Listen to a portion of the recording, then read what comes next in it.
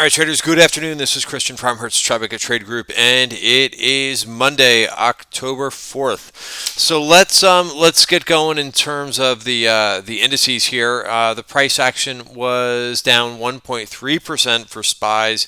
Qs down 2.1%. Someone asked me the other day, they said, why do you focus on the percentage change from the open? Well, of course, the most important thing that we do look at is the day change. And it's very easy to kind of rattle off, and you can just turn on any financial network and see what the performance is of the major indices. What I try to do is look to see as well, of course, that's the most important thing, but I do like to see what transpired during the day. Where was their money allocated towards, right? If there was a dip in some things, was the dip bought? Or was the dip sold further in some of the underperforming areas? And were the stronger things continued to be bought? Right? That's the main thing that I'm looking for. Risk disclaimer, if I didn't mention it, everything that we're going through here is for information purposes only. Here is the whole risk disclaimer. Make sure that you read that. And if the screen is a little bit blurry, it's just because YouTube hasn't finished rendered the high definition version of the video. So we're going to talk a little bit about some of those things that underperformed for the day. And I like to always start, of course, with the indices, right? Just to see where the S&P closed, what's going on with them, are there important levels to watch, and then we will talk about some of this sector rotation and some thoughts about that, and then a couple individual names for Monday. But bottom line, before we get into any of that, you could see that it's another day of distribution, and these days of distribution have been greater than the up days, and of course, we kind of hope that turns around. I posted a chart of October seasonality, and that is just one factor, right? So yes, October is generally better than September, but you have to, kind of use that in the overall, it's one tool in the toolbox, right? There's too many people that I think that are just looking for one thing that is going to tell them. If you're going to do that, if you're going to use one thing or two things, I would use price and trend. That's the most important thing to me. So we look at a whole bunch of other factors, right, to kind of point us into a direction and tell us when certain times of the year and things like that are more favorable. We also look at some things to see if sentiment is completely washed out. We'll talk a little bit about that too. But really, it's price and trend. That's the most, for me, that's the most paramount thing. That is going to tell you, that's not going to lie to you.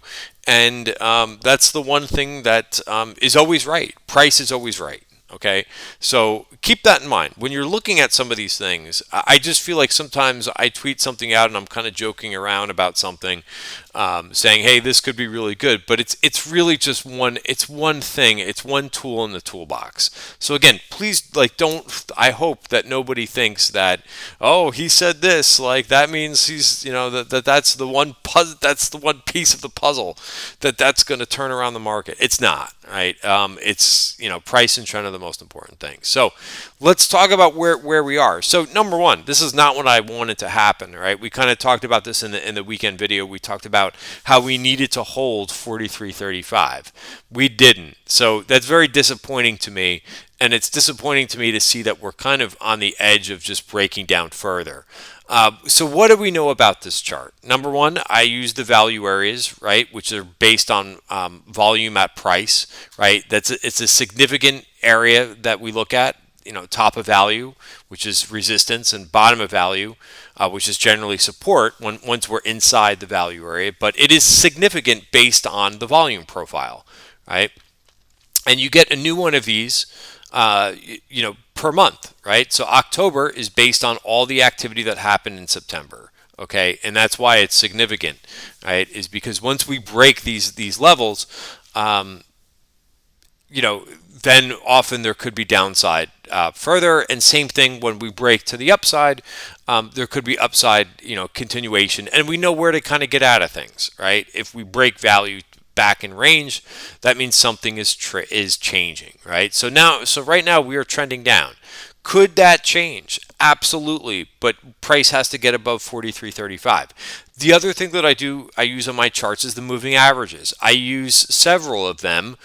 The one that I'm going to focus on right now is the 5-period moving average. If you're a regular viewer of my videos, you know that I talk about this when we're trending up, when I have everybody tell me that we should be fading. I don't do that until price checks back below the 5-period moving average. Sometimes we go up much further than people think, and sometimes we go down much further than people think. And the 5-period moving average tells you exactly what is going on, right? I will give you an example of this. I like to give examples, not to say that in any of my examples, it doesn't mean what I'm going to show you is going to repeat.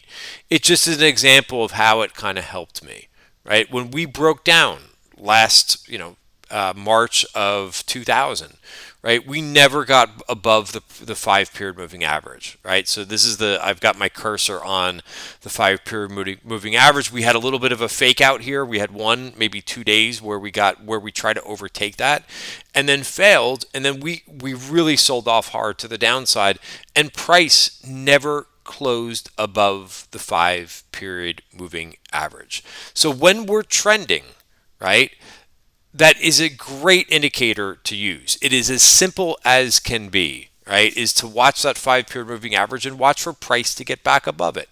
Now, again, there's going to be some tricky times. So, for example, the third week, I think it was the third week of September, price actually, got above here and started to kind of make its way. And of course, we got rejected at the top of value. Do you see why I use both? Right? One was telling us that we were moving higher, and then the other one was telling us that we had some resistance to get through. That was the top of value for September. Notice how the top of value for September is very similar to the top of value for October. Okay, so that's really what I'm watching, guys, and this is not good. This is not the outcome. Now, it's just one day, but one day is telling us that we could not stay there. Now, the one small positive for the day, I also look at the 1 hour because of the time frame that I trade on. Now, you may trade a different time frame than I do, which is completely fine because everybody's different, right?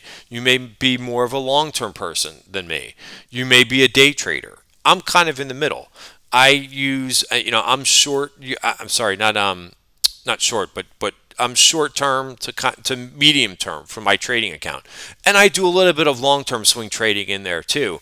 But that's the majority of my trades, either a couple days swing trade or a couple weeks. Every once in a while, it's longer than that, and I have a separate account outside of my trading account that's called the TTG Trend Portfolio that is for the longer term swings. Okay, so. That said, that's why I rely a lot on the 1 hour chart.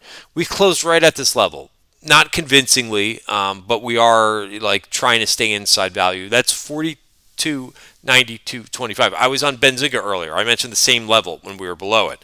And I was kind of worried on that show. I said, I don't like where we are because we're kind of caught in the middle of breaking the lows from last week. And we have not regained this. So number one, again, kind of use these as stepping stones.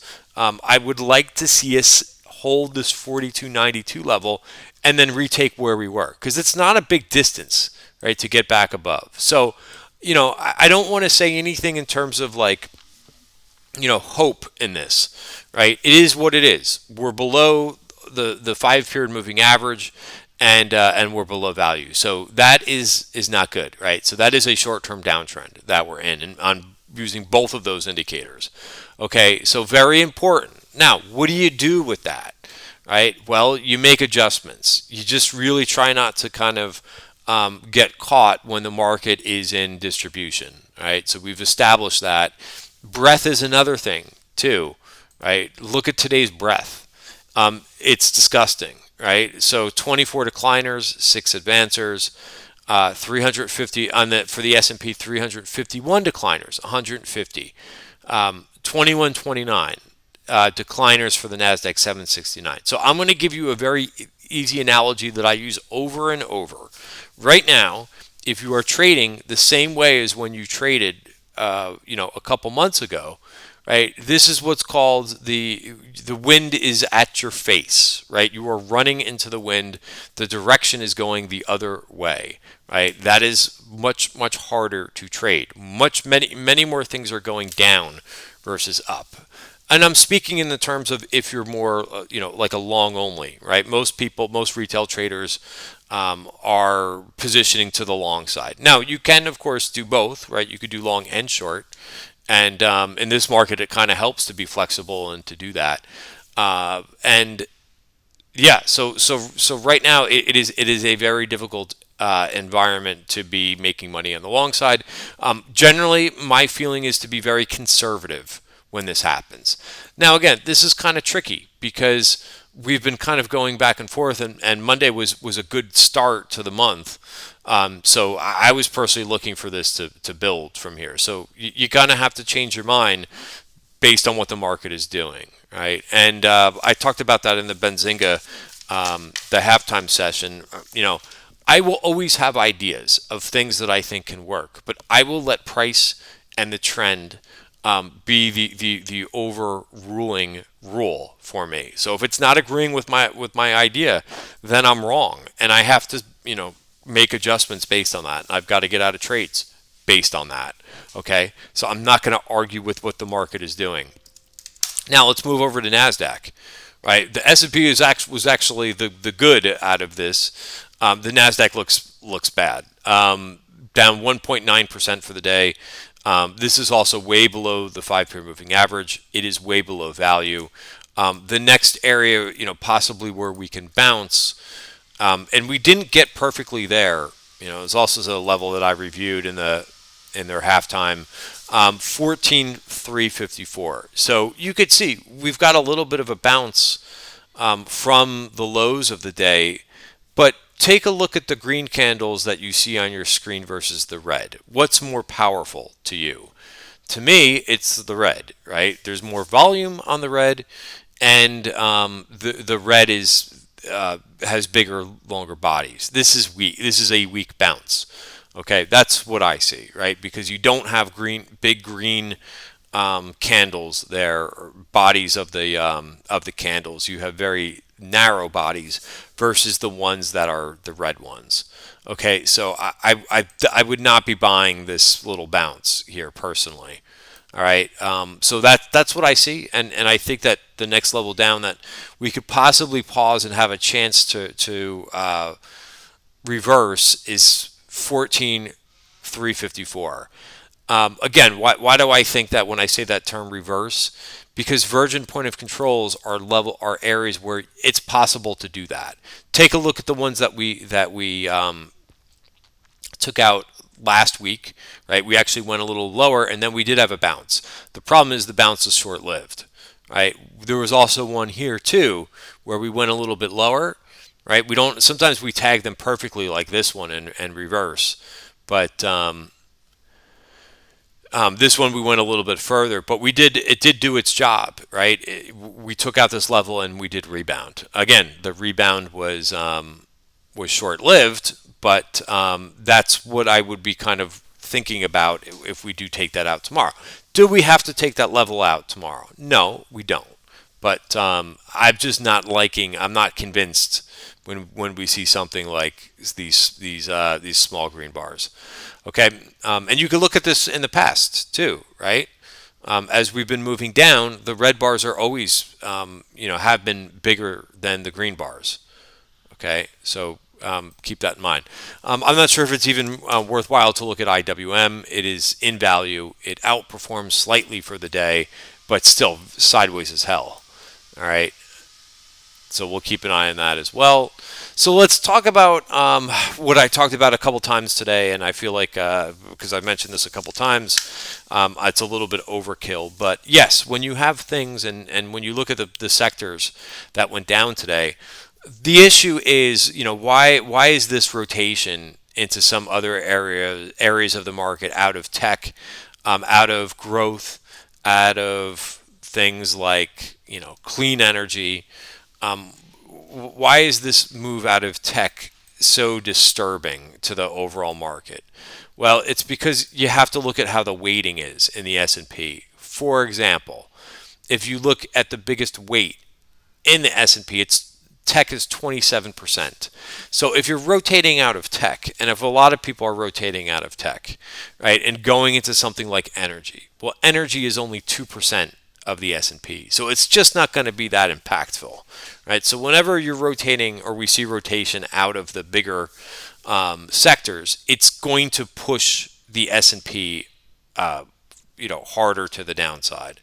Also note that the communication sector, which is Facebook, Google, right? Remember they stripped this out of tech, a couple of years ago. So it used to just be XLK and what was the telecom sector? Not IYT, but it was something similar to that. And what they did was they decided to combine telecom and take some tech out of tech and call that communications, and that's now the XLC ETF. So when you really think about it, because I think we're seeing rotation out of both of these, look at the performance for the day. You're looking at 38% of the S&P. It's a big chunk. Okay, so just to kind of give you a little bit of what I see in terms of why these rotations are so difficult when it's out of tech, because it really puts a weight on the overall indices. And people who are just trading the indices, they see selling, and they're going to go with that direction if they're a momentum trader. Okay, bonds were a non-factor for the day. The VIX, I want to talk about the VIX for just a second. Now, I don't know the answer to this yet. We need more information. Notice what the VIX is doing here, right? It's up, but it's not getting above 25, and it's not getting above where it was back on 9/20 when it hit a 28, right? So this was a bit more extreme. Now, you could kind of view this as positive or a negative right now. We just don't know. It's kind of showing a divergence, right? If you look at the S&P is making new lows, and the VIX isn't that high, right? So that could be a bullish divergence. However, you could look at it another way, is that the market is just being there's too much complacency in the market, and we almost want to see a little bit more fear in the market, right? So we don't know. If this kind of continues and we see a rebound, right, then we know it's a bullish divergence, right? Then the bullish divergence, there's something to it. Right, but for now, we can't really determine that yet. The next thing that I mentioned, going back to if this is complacency, I know people get mad at me when I show the put-call ratio. I don't know, for whatever reason, people get really mad at me when I show the equity put-call ratio. I use the equity put-call ratio specifically when we see spikes in the put-call ratio, when there's a lot more puts than calls being traded, right? And you could look at this, right, in terms of when there has been spikes. So the red line here is the S&P, right? Notice when this spikes, when we see a move above 0.6, right? This was almost 0.8. What do you see at that time happening with the S&P? When there's a lot of fear in the market, the S&P often bottoms then, right? Take a look over here, right? And it may be a short-term bottom, but you see a bounce from it, right? Here we just got to basically 0.59, and that worked for a bit of reversal. Now we did go lower another month. And then when this thing really spiked back in towards the end of February, right, then we did get a nice reversal and the market chugged higher, right? Here's another one where we got over 0.6, right? That was a dip, end up being a dip to buy, right? Same thing with July, right? Very close to that low. This didn't pair up exactly, right? So I don't want to say it's exactly to the day, but this was damn near close when we got a put-call ratio of 0.7, when we bounced from that quite nicely. August, I was kind of interesting. We didn't get that huge spike, but we did get above 0.6. What do you see going on right now? Now, I don't know what the ratio is for today because the data comes out at the end of the day. SIBO releases the information at like 7 o'clock at night, 7 or 8 o'clock. I don't know the exact time, to be honest, but I know it's around that 7 o'clock hour. But you could see we have not had that really big spike and fear in the market. So there's just a lot of complacency right now in the market. So do we need another big move down before really people get scared and we get that capitulation selling? Remains to be seen. I'll be interested to see what the ratio is today. I would love it if it gets above zero point 0.6 today. So we'll see. I'll try to tweet it out later. But so again, these are just kind of the things that we look to kind of see, especially when you've got what we're seeing right now in the market, which is just a lot of distribution, right? When we're trying to kind of figure out when that distribution is going to end. So looking at some things, like the put-call ratio, like the VIX, and then of course watching price and trend, which we've already covered. All right, so what did work today? Or, what do I see? So another thing too, I'm just again, I'm being as upfront as possible. I'm not sugarcoating anything here. But some of the areas that have worked really well this year, right, and especially over the last, 4 or 5 months, software has been breaking down. Now, we did take out a Virgin point of control, down 3%, big volume, not as big a volume as we saw here. So, again, we're just kind of have to see how this plays out a little bit. The trend is down right now. Right? I do like the fact that this was taken out, but that doesn't mean that we're going to get it's not 100% that we're going to get a reversal. IHI, which is medical devices, that also took out a downside VPAC. So there's a potential that we could have a reversal here with these downside levels being taken out. But I would wait for that to happen. I'm not going to stick my neck out, right? So that's medical devices. They were down 2.2%. What else has been? I feel like I'm missing something too. What else has been acting very well? The semis, right, have been toying with breaking out, and they are, continuing to move lower. So they're down to the 200-day moving average. I am a fan when the semiconductors are moving up, not down, right? To me, that is risk off. Let me just switch over to the transports. It's not something that I talk about all the time. Now, they did finish down on the day, but it seems like they're trying to turn a little bit. The banks, we'll talk about some other things. Now, the banks did take out that VPOC to the upside, so I don't want to see a reversal here. It's tough when you have something like this, a big rally, and we take this out to the upside. I usually am one to be taking profits here, okay? And I tried a couple things today, like SIVB, and I added to an existing position. I took it off today, right? I would like I said, I would rather let the dust settle with this volatility. I would like to see the VIX get back below 20, and I would like to see breadth increase. Then I can really stay in some trades and have some more patience if the market is acting better. Okay, so that's another one. So again, putting together a good watch list right now. Zion's Bancorp was up today. Very similar looking chart, by the way. Right, so a couple of the banks. Let's talk about energy. I've been in an energy trade for a while, and I took profits in this XLE trade. This trade worked very nicely. I decided to take this off because it's just so damn close to this VPOC, and then I want to see what happens here. If you're looking, so here's the idea that I suggested earlier, XOP, which is another, this is equally weighted oil and gas, where XLE is market cap weighted.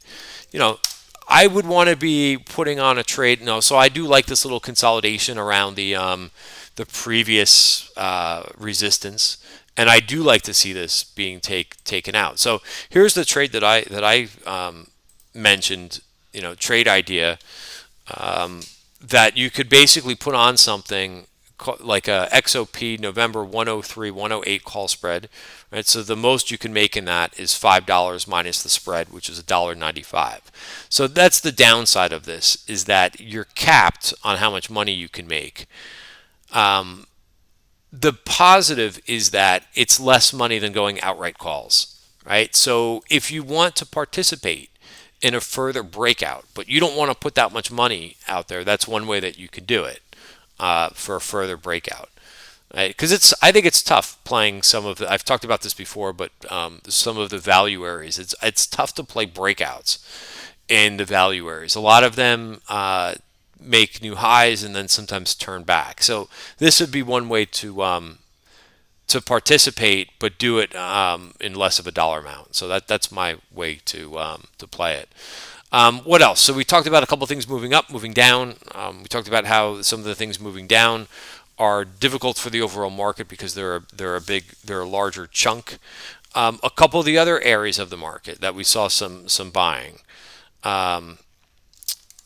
AWK, right? So the utilities are at an interesting place, right? They have had a significant drawdown from the highs, and they're trying to basically turn the corner here. So that's XLU, right? I know this is not a sexy growth area of the market, but I'm just watching for things that are going to move up. And there was some call positioning in AWK, right? This is probably one of my favorites within this kind of area of the market, American Waterworks.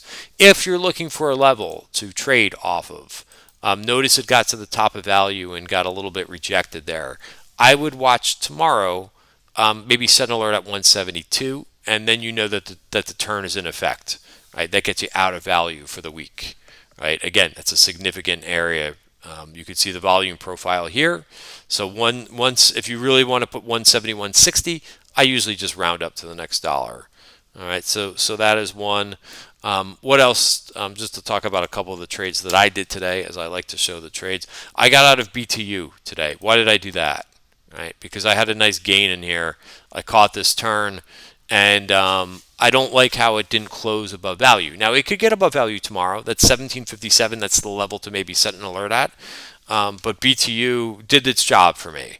It was up about like 25% in a couple days. I'll take it and I'll put it in my pocket, right? That's Peabody Energy, right? And that's kind of sometimes how I'm trading more growth names is you put on a swing trade, you make some money on it, and then you kind of watch a little bit to see if it can go higher.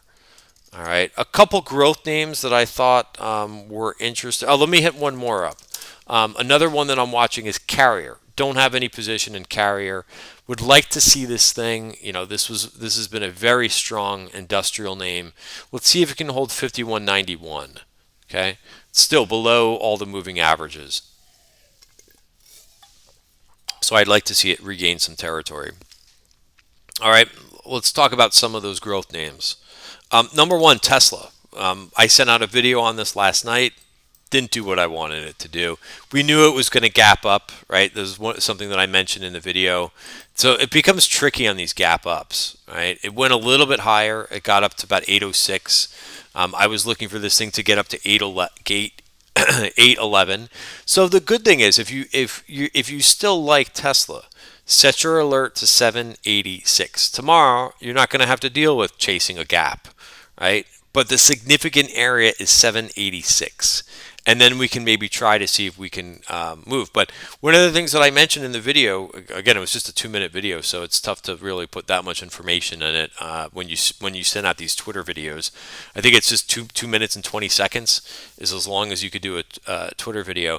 Is that there was a seller last week in this thing, right? Every time this thing tried to run, you got a long wick. Here's one here, here, here, and here. Look at what happened again today. Right? Somebody's selling this thing, okay? Also, this thing even tried to rebound and get above 786. There's a seller in this thing, all right? So that seller has to finish up, right? We don't know how long they're selling for.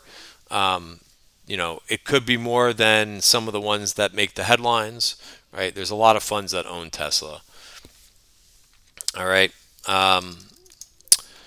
So yeah, that'll be one on the watch list for tomorrow. SE, did finish close to positive. Still, it has some work to do, right? So it's good. The green candles are a little bit more than the red candles, right? Or right about the same, I guess. Maybe more quantity of green ones.